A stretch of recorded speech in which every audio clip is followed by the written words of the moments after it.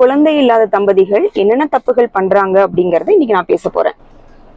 நிறைய பேர் பாத்தீங்க அப்படின்னா அவங்களே நினைச்சுப்பாங்க நம்ம நார்மலா தான் இருக்கோம், டாக்டர்ஸ் கிட்ட போக வேண்டாம் அப்படின்னு பல வருஷமாயும் உட்கார்ந்துருப்பாங்க.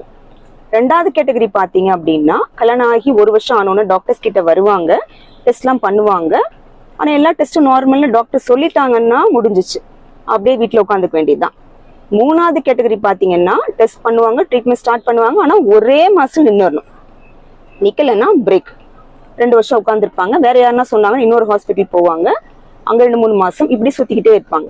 4வது கேட்டகரி பாத்தீங்கன்னா செலவே ஆகக்கூடாதுன்னு வீட்டுல உட்காந்துருப்பாங்க. இதே பேஷண்ட் தான் 40 வயசுல எவ்வளவு செலவானாலும் பரவாயில்ல டாக்டர், IVF பண்ணிக்கிறேன், எப்படியாவது குழந்தை நிக்க வைங்க அப்படின்னு கேட்பாங்க. சோ இப்படி மனிதர்கள் பலவிதம். எல்லாரும் பண்ற ஒரே தப்பு என்னன்னா காலத்தை வீணடிக்கிறது. சோ நாட்கள் செல்ல செல்ல செல்ல, வருடங்கள் ஓட ஓட உங்க பிரச்சனையுடைய தீவிரம் கூடிக்கிட்டே போகுங்கிறத புரிஞ்சுக்கோங்க. அப்ப நிக்க வைக்கிறது மேலும் மேலும் மேலும் டாக்டர்ஸ்க்கு சிரமமாயிக்கிட்டே போகும். சோ மாத்திரை, மருந்துகள், ஊசிகள் இது மட்டுமே மாயம் செய்யும் தயவு செய்து நினைக்காதீங்க. அப்படி இருந்துச்சுன்னா இந்நேரம் இவ்வளோ பேஷண்ட்ஸ் ஹாஸ்பிட்டல் சுத்தணுங்கிற அவசியம் இல்லையே. ஸோ நம்ம கிட்டதான் பிரச்சனை இருக்கு, அதை சரி பண்றதுக்கு நம்ம என்ன பண்ணணுங்கிறத புரிஞ்சுக்கிட்டு சரியான பாதையில போங்க, முழு முயற்சியோட இறங்குங்க, வெற்றி உங்களதே.